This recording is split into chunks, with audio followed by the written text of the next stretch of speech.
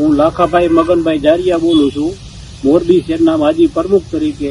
અને અત્યારે જે મોરબીનું જે વાતાવરણ બગાડે છે એના માટે મેં બધા સોશિયલ મીડિયામાં ને બધામાં કાર્યકર્તામાં જે કાર્યકર્તાની જે મારા આગળ જે રજૂઆત આવી એ રજૂઆતના અનુસંધાને આજે જે કાનાભાઈ સામે ચેલેન્જ કરી છે કે હું રાજીનામું દઉં અને કાનાભાઈ રાજીનામું દે.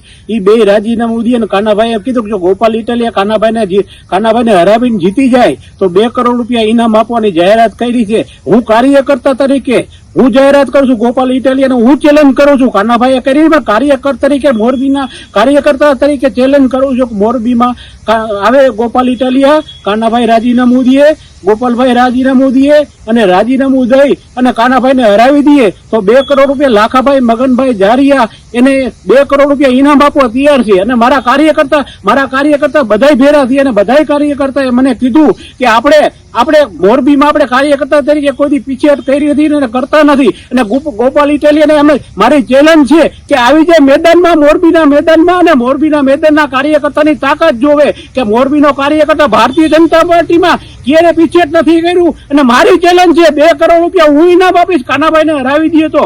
અને આજે વાતું કરવાની નથી, ખરેખર સાચી વાત ઈ એમ કહે છે એનામાં જો મરદાઈ હોય અને જો ગોપાલ ઇટાલિયનમાં મરદાનગીરી હોય અને એની મરદાનગીરી સાબિત કરવી હોય તો મોરબીમાં આવે મેદાનમાં અને રાજીનામું દે અને કાનાભાઈ રાજીનામું દે, 2 એકરે રાજીનામું દે અને 2 ચૂંટણી લડે અને કાનાભાઈને હરાવી દે તો 2 કરોડ રૂપિયા એટે ટાઈમે અને કીએની ગેરંટી આપું, કીએની બેંક ગેરંટી કહે તો બેંક ગેરંટી આપીશ, 2 કરોડ રૂપિયા હું આપીશ. મારી ચેલેન્જ છે, મારા કાર્યકર્તાની તાકાતથી હું બોલું છું.